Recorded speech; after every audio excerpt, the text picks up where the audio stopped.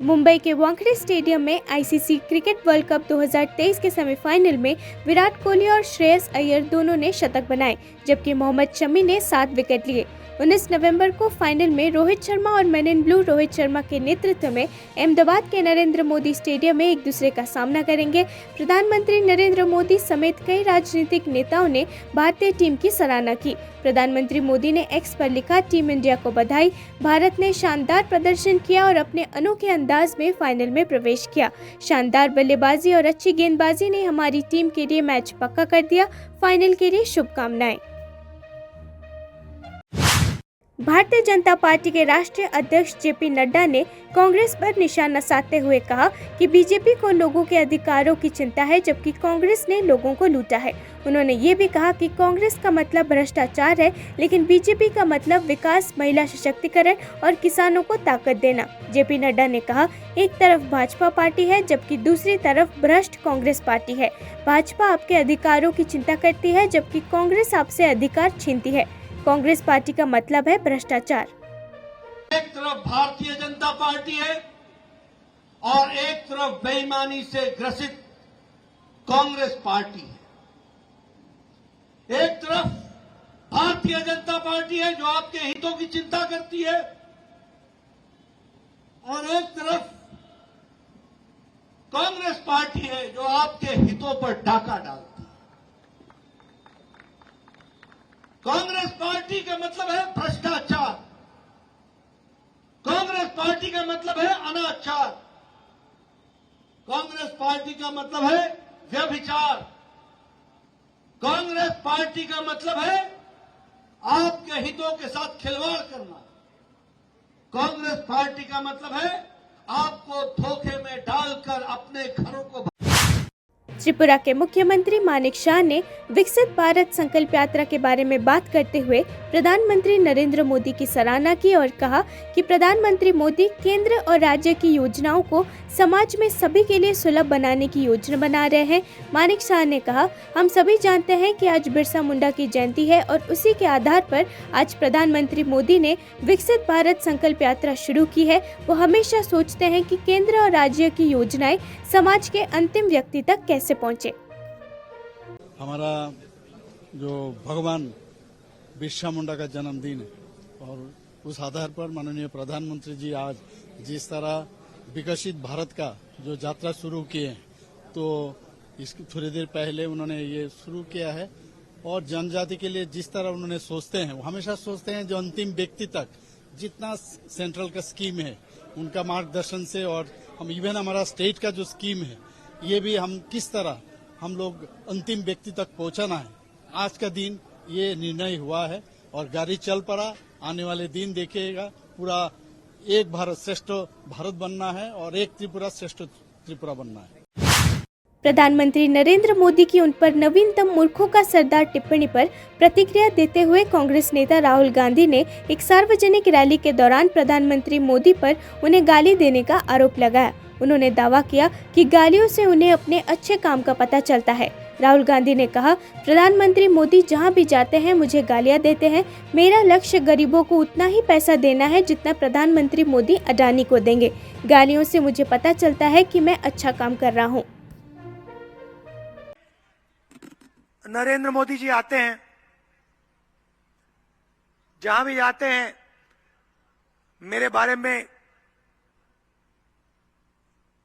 गलत शब्द प्रयोग करते हैं, गाली देते हैं, मुझे उल्टी सीधी बात करते हैं। अच्छा है, मुझे कोई फर्क नहीं पड़ता। देखिए, मैंने आपको अपना लक्ष्य पहले ही बता दिया। मुझे वो कोई भी नाम बोले, मुझे कोई फर्क नहीं पड़ता। मेरा लक्ष्य है जितना पैसा नरेंद्र मोदी अदानी को देता है उतना पैसा मैं गरीबों को दूंगा। मैं गिन रहा हूं, 1 रुपया आप अदानी को दोगे, 1 रुपया मैं गरीबों को दूंगा।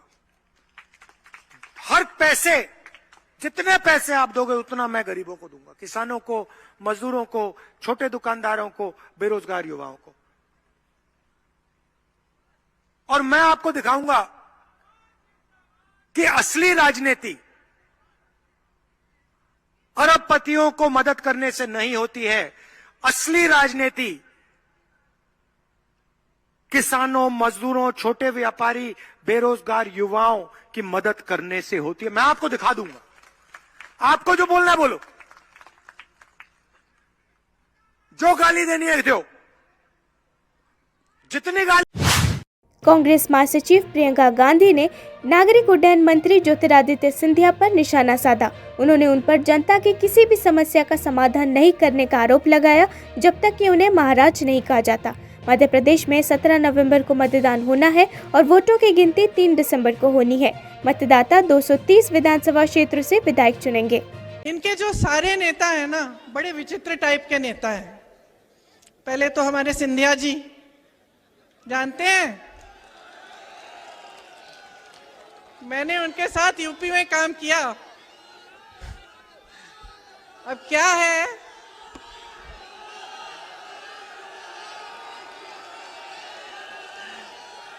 है कि कद में थोड़े छोटे पड़ गए हैं? लेकिन अहंकार में तो भाई वाह। जब हम काम कर रहे थे यूपी में काम। तमिलनाडु के मंत्री वी सेंथिल बालाजी, जिन्हें प्रवर्तन निर्देशालय ने गिरफ्तार किया था और पुजल जेल में रखा गया था, उनको 15 नवंबर की रात को ओमांदुरार मल्टी स्पेशलिटी हॉस्पिटल में भर्ती कराया गया था। मंत्री जी को शाम में मेडिकल जांच के लिए सरकारी स्टैनली हॉस्पिटल ले जाया गया।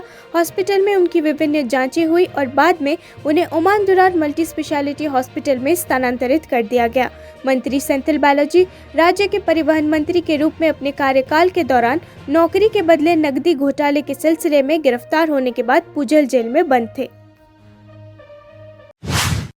अभिनेता नाना पाटेकर ने एक वायरल वीडियो में एक बच्चे को थप्पड़ मारने की गलतफहमी पर स्पष्टीकरण दिया।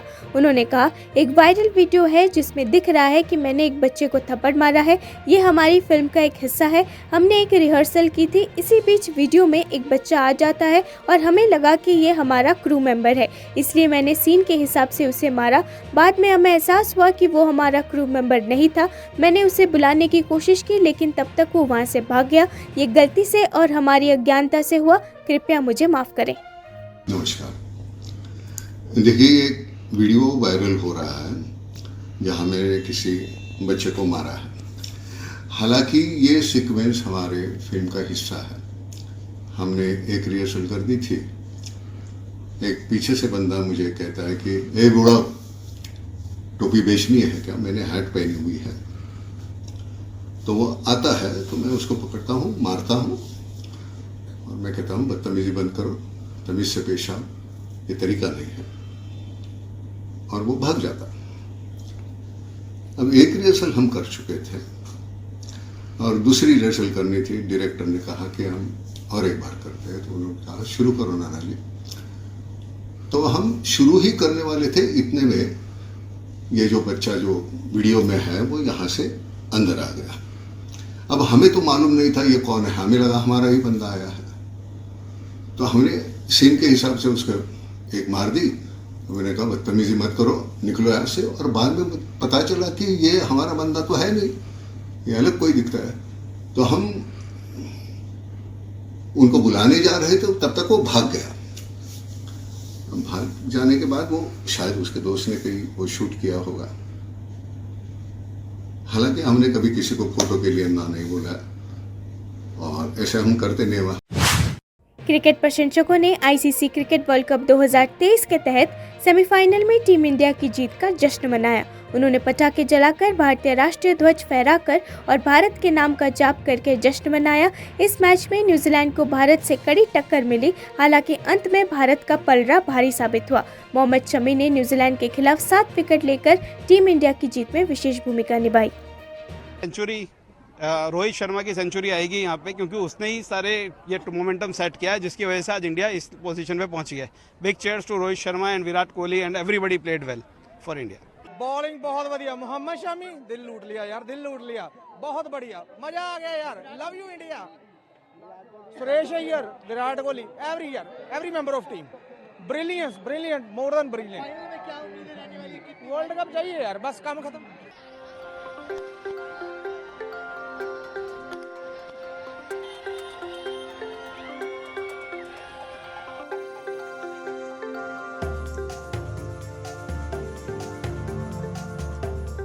वर्ल्ड कप हालांकि अभी तय नहीं हुआ है कि किसके साथ हम लोग खेलेंगे, लेकिन जिस तरीके से शमी ने आज बैक टू बैक विकेट दिए हैं और भारत की झोली में जो जीत दर्ज की, आपको लगता है कि वर्ल्ड कप के परफॉर्मेंस भी इसी तरीके से होने वाला है?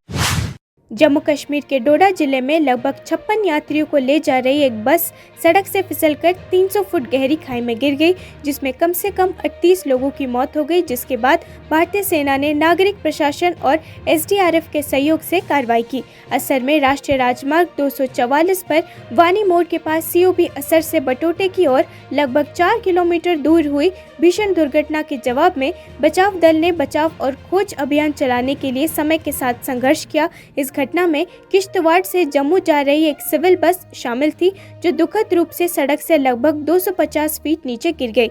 इस दुर्भाग्यपूर्ण घटना में अब तक कुल 38 लोग हताहत हुए हैं और 20 लोग घायल हुए हैं, जिन्हें तत्काल चिकित्सा सहायता प्रदान की गई है। एसडीआरएफ से हैं, तो क्या इन्फॉर्मेशन आई थी? सर, जो ही हमें इन्फॉर्मेशन मिली और हम वहाँ रामबन से एकदम टीम हमारी आई और एकदम आकर इधर से हम नीचे उतरे। नीचे उतरने के बाद कुछ डेड बॉडियाँ पहले ही, कुछ जख्मी पहले शिफ्ट कर दिए थे और कुछ निकाले गए इसमें से। तो जो हमने देख फिर बाद नीचे तक, पूरे नीचे नाले तक गए, उसको सर्च किया और अब तब से लेकर अभी तक हम पूरा कंप्लीट सर्च करके किसी का सामान निकला के बाद में उनको शिफ्ट करने के बाद, जख्मियों को डेड बॉडीज़ को शिफ्ट करने के बाद बाकी तमाम सामान इकट्ठा करके लोकल पुलिस। 15 नवंबर को यूपी के इटावा में नई Delhi Darbhanga superfast express train की बोगियों में भीषण आग लग गई। आग लगते ही कई यात्री ट्रेन से बाहर कूद गए। ट्रेन सराय भोपत रेलवे स्टेशन से गुजर रही थी, तभी एक बोगी में आग लग गई। सूचना मिलते ही दमकल की गाड़ियां आग बुझाने के लिए मौके पर पहुंची। घायल यात्रियों को जिला अस्पताल पहुंचाया गया। इटावा के एसएसपी संजय कुमार ने कहा, ट्रेन की 3 बोगियों में आग लग गई। मौजूदा रिपोर्ट के मुताबिक आग पर पूरी तरह से काबू पा लिया है। अब तक किसी के हताहत होने की कोई खबर नहीं है।